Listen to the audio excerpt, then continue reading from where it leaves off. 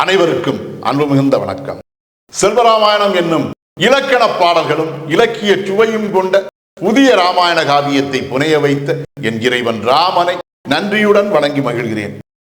செல்வராமாயணம் பருவம் 3 அயோத்தி பருவம், காலம் 8 பரதன் காலம். அண்ணனுக்கு பணி செய்யவே பிறந்தேன் என்று பரதன் உரைத்தல். பாடல் எண் 1027.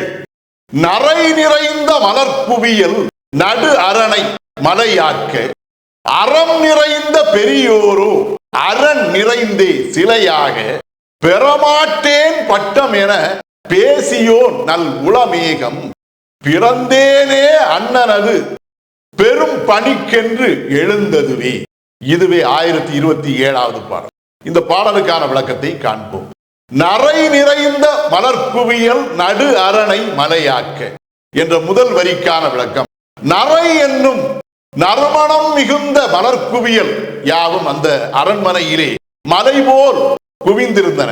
அந்த மலர்கள் யாவும் பரதனுடைய பட்ட விழாவை காண்பதற்காக அங்கே வருகை செய்து அவ்வாறு மலை போல் குவிந்திருந்தன.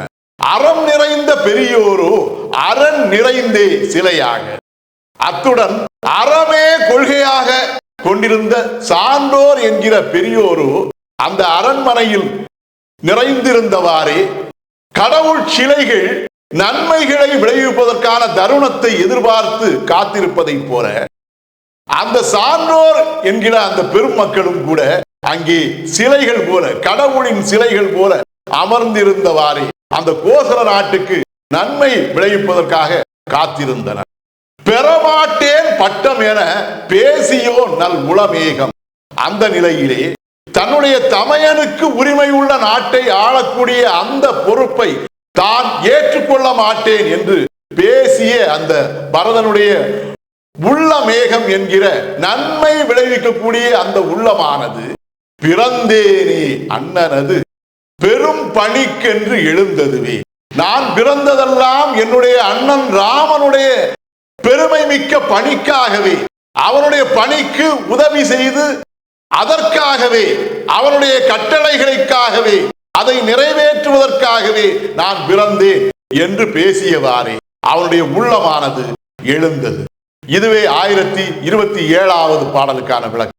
செல்வராமாயணத்தின் 1028வது பாடல் மற்றும் அதன் விளக்கம் ஆகியவற்றை அடுத்த பகுதியில் காண்போம். இறையருளால் அடியேன் இயற்றிய நல்லதோர் இலக்கியத்தையே செல்வராமாயண காவியமாக உங்கள் முன் தொடர்ந்து வழங்கி வருகிறேன். உங்கள் அன்பையும் ஆதரவையும் தொடர்ந்து தந்து இந்த புதிய ராமாயண காவியத்தை அனைவரிடத்திலும் கொண்டு சேர்க்குமாறு உங்களை அன்போடு கேட்டுக்கொள்கிறேன். அனைவருக்கும் நன்றி, வணக்கம்.